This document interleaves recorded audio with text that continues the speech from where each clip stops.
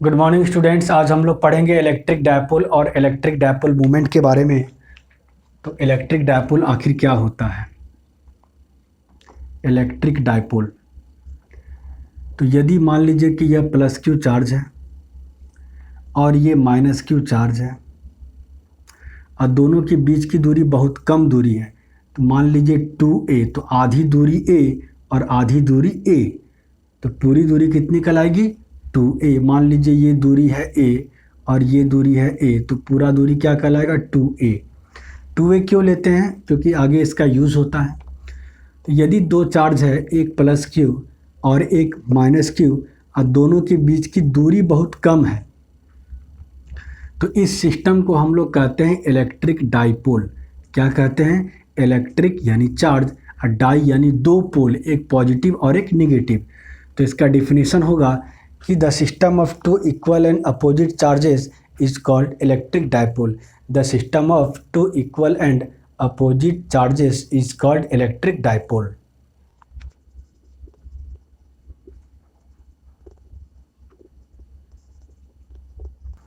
The system of two equal and opposite charges is called an electric dipole। यानी कि हमारे पास यदि मान लीजिए प्लस 15 कूलम चार्ज है और साथ में माइनस 15 कूलम चार्ज है और दोनों के बीच की दूरी बहुत कम है, तो यह सिस्टम क्या कहलाएगा? इलेक्ट्रिक डाइपोल कहलाएगा। इलेक्ट्रिक डाइपोल में हम लोगों को पढ़ना होता है इलेक्ट्रिक डाइपोल मूवमेंट।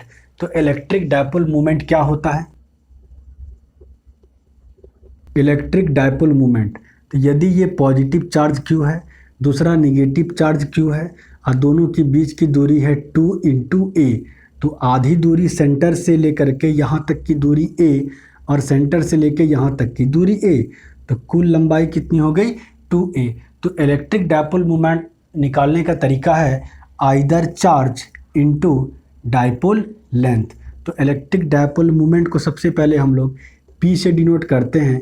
P बराबर होगा चार्ज इंटू दोनों के बीच का दूरी यानी कि 2a। तो electric dipole movement is defined as the product of either charge and dipole length. Electric dipole movement is defined as the product of either charge and dipole length. यदि इसको vector form में लिखना हो तो P vector is equal to charge into 2a vector. यदि इसका SI unit की बात करेंगे तो SI यूनिट चार्ज का होता है कूलम, और ये डिस्प्लेसमेंट है दोनों के बीच का, सबसे कम दूरी है तो इसका होता है metre.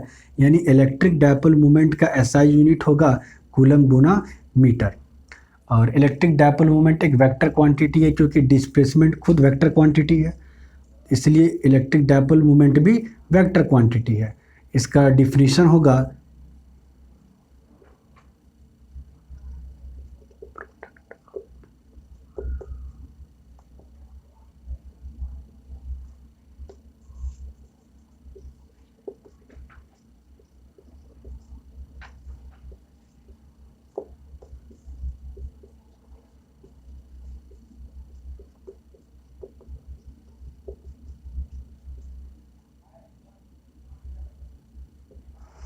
The product of either charge and dipole length is called an electric dipole moment।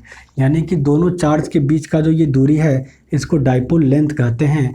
और कि दोनों में से किसी भी एक चार्ज के मैग्नीट्यूड को उठा लीजिए और इस मैग्नीट्यूड को दोनों के बीच की दूरी से गुना कर दीजिए, आपको मिल जाएगा इलेक्ट्रिक डाइपोल मोमेंट यानी कि P।